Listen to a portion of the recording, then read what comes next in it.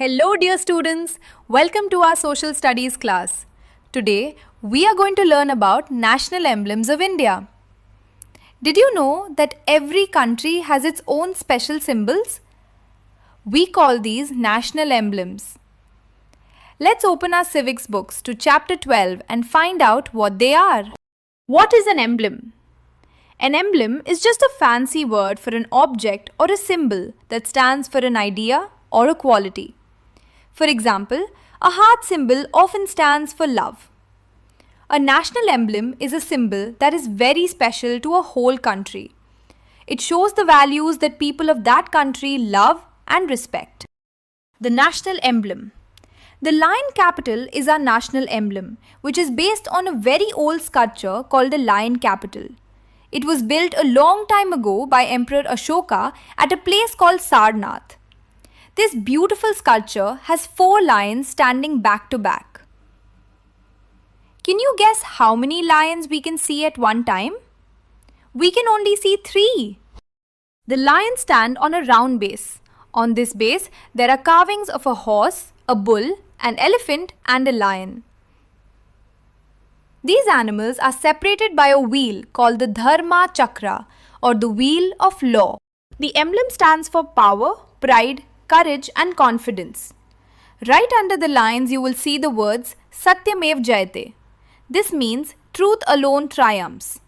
We use this symbol on all official government papers, currency notes, coins and even on our Indian passports.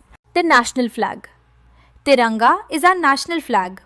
It is called the Tiranga because it has 3 beautiful colors. Each color has a special meaning. Saffron is at the top and it stands for courage and sacrifice. White is in the middle and it stands for truth and purity. Green is at the bottom and it stands for peace and prosperity. In the center of the white band, there is a navy blue wheel called the chakra. It has 24 spokes and stands for truth and virtue. Our flag was designed by Pingali Venkaiah. It is always made of a special hand-spun cloth called khadi. We must always respect our flag. It should never touch the ground or water. And whenever the flag is being hoisted, we must always stand at attention. Our national anthem, Jana Gana Mana, was composed by the great poet Rabindranath Tagore. It was first written in Bengali and then translated into Hindi. When we sing the national anthem, we must stand straight at attention to show our respect. Did you know the anthem must be sung in exactly 52 seconds? We also have a national song called Vande Mataram. It was composed by Bankim Chandra Chatterjee in the Sanskrit language. This song was very important because it inspired people during India's struggle for freedom. Now, let's look at some beautiful things from nature. The national animal. The Royal Bengal tiger is our national animal. It lives in the Sundarbans in Bengal. The tiger stands for power and majesty. The national bird. The peacock is our national bird.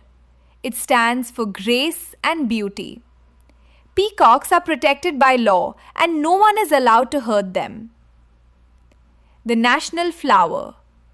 The lotus is our national flower. It is a symbol of divinity and knowledge. The lotus teaches us a great lesson. It grows in mud, but it rises above the dirt to stay beautiful. It teaches us to rise above unpleasant things. Wait, there's more. The national fruit. The mango is our national fruit. It is a very tasty fruit that we eat raw, ripe, or even as pickles. The national tree. The banyan tree is our national tree. It is considered sacred and immortal because it lives for a very, very long time. Its branches grow roots that go back into the ground to support the tree. The national game. Hockey is our national game. India was once so good at hockey that the years between 1928 and 1956 are called the Golden Era. During this time, India won 8 Olympic gold medals. Let's quickly remember what we learned.